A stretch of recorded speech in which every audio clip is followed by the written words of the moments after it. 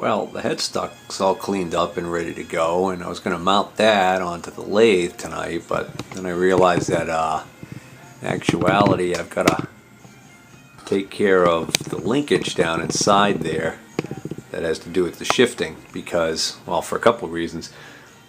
One thing, can't put that back bracket on that actually supports the overhead counter shaft and motor assembly, because the rod that linkage goes on that I was talking about actually has to be inserted from the back, and it's held captive in there by the fact that the bracket's on there.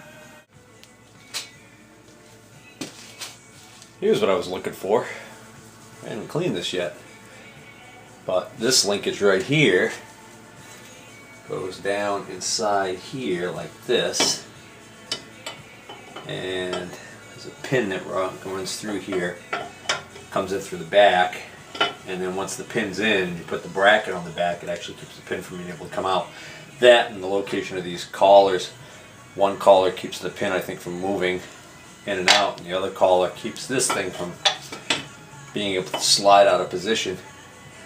But what this is going to do, once this is all hooked up, is this is going to how this goes together. But you're gonna have, there's going to be a linkage, there's a rod that goes across the bottom there that has to do with shifting, and then that's going to move a shoe right there, that device.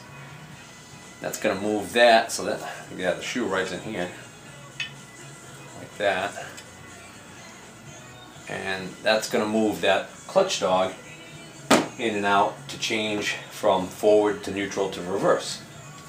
So I might as well clean this up while I'm at it. And I think the clutch dog is in the carts washer soaking. Well, it took me 15 minutes to find this pin because I had put it in the parts washer a while back, meaning to clean it, and kind of forgot about it in there, and it was in the bottom of one of the compartments in the parts washer, so it's kind of hidden. So anyways, now that I have this pin, I can put this together. Now, I don't see any way that this is going to get oil on it to lubricate it. So, I mean this pivot point right here in particular,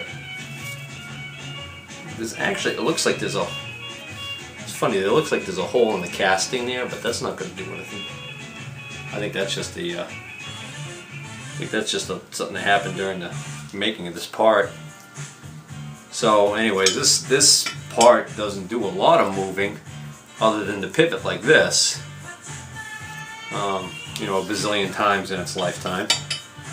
So I think what I'm going to do is I'm going to just dry fit this up for a minute just to check it out. But I think what I'm going to end up doing is I'm going to end up putting some grease on that shaft and on the ball part that actually, let me give you a look at that.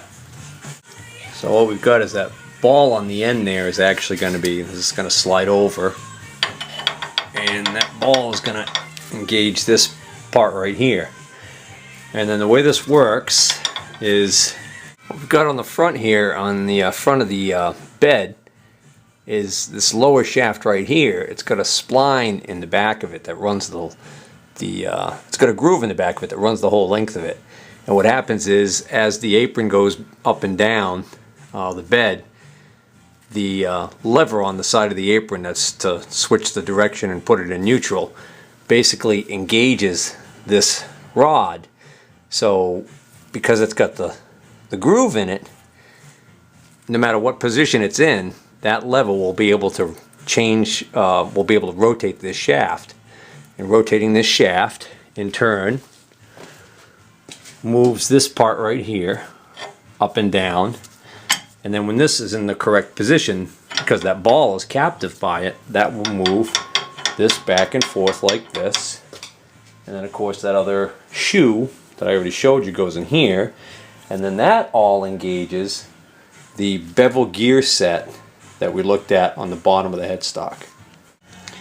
Alright, so I'm just about ready. I'm just going to take that back out. I'm going to get some grease in the bore on this piece right here. I've got the two collars on because obviously once the rod's in I can't put the collars on. One of those collars is going to be shifted all the way over here to keep this from being able to wander this way and disengage that. And then the other collar I think goes all the way up against this inside of the bed here and basically keeps that pin from being able to come out. Although, as I had already mentioned, on the back here you can see that once the big bracket assembly, the huge bracket that goes on the back here, is bolted into place, that pin's not going anywhere anyways. Oh, and then also I didn't mention that clevis on the bottom there. Somebody might have seen that and wondered what that's all about. Well, that actually is going to engage a linkage that goes through this hole right here in the leg, and then there's a rod that goes across the front here, and that rod has adjustable stops on it. And what that is that's an auto stop mechanism. So what will happen is when the if you set the collar in the position you want, when the apron gets over and hits that collar, it'll push that rod over and literally shift the lathe into neutral. The Hendy has a similar setup, but on the Hendy, that hole and that linkage is actually in the pan foot above the chip pan. But since this lathe doesn't have a chip pan, they've got it actually in this in the main leg. Alright, now I've got to put this shaft and that dog back, that clutch dog back in here. These gears cleaned up really well, and there's a little bit of damage on them. No major teeth broken, but if I rotate it in this direction, it actually hangs right there. And if I rotate in this direction, it hangs right there. And from what I can see it's jammed right there. It looks like the culprit is right when I come around to right here. There's a tooth that's damaged right there. And that meshes with, every once in a while when that comes around, that meshes with a spot right here where this tooth looks, it's got a little bit of raised metal right on the edge here, a little sharp edge. So I'm going to grab a file and just take that little bit off.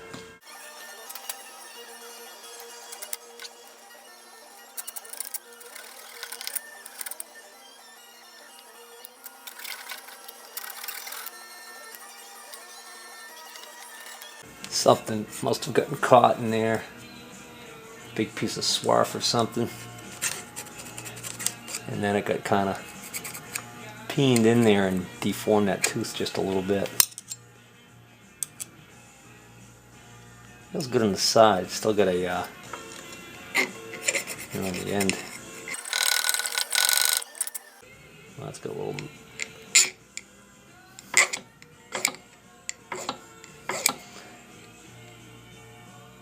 You actually feel a little sharp point where it shouldn't be on the end of a couple of these teeth.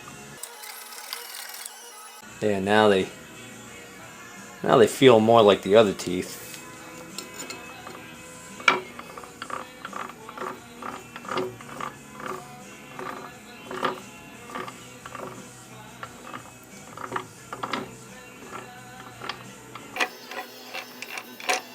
It's pretty good.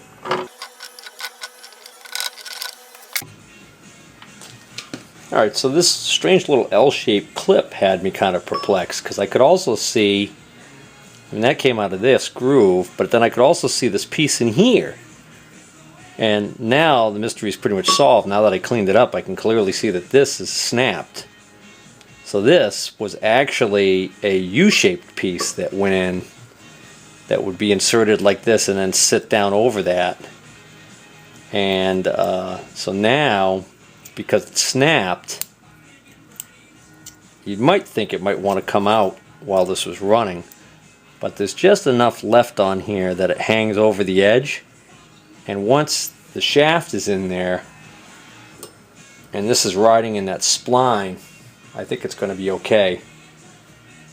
At least I hope so, because I don't relish the idea of having to make one of these.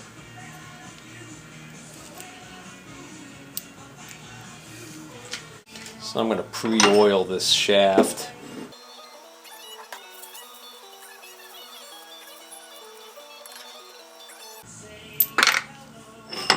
Yeah, there you go.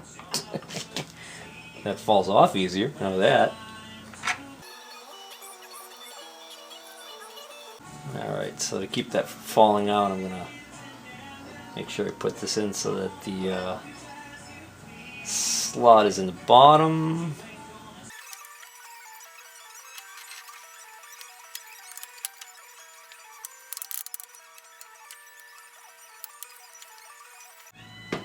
That seems okay.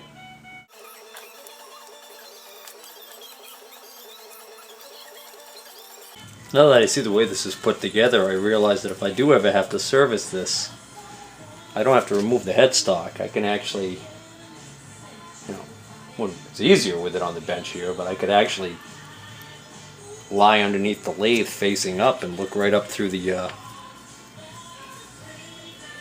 center of the bed and get to this. The only reason I mention that is because I don't know if at some point I might want to consider making a new one of these, because the dogs on that thing are pretty beat up. Probably another thing on the to-do list I'm never going to get to in my lifetime. Well, this ought to be interesting. I'm going to try and put the headstock back on the Vernon. And what's tricky about this is, well, let me just get over there and point out what I'm looking at. Alright, so I got the yoke installed there on that lever that sticks up, and that sticks up above the bed. And that's because that basically ends up having to engage with the gear. Anyways, that's got to engage with that clutch dog in there. But obviously I can't just lower the headstock down straight onto it. It's going to impinge. So I guess the way to do this is to lower the headstock down at an angle and then kind of shift it into position, and while you're not looking hope that you can get that shoe to ride into the, well, that's going to be tricky as hell.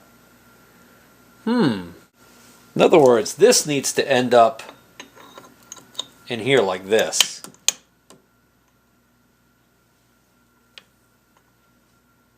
Now if I have it out far enough, then it won't come down. So that's not going to work.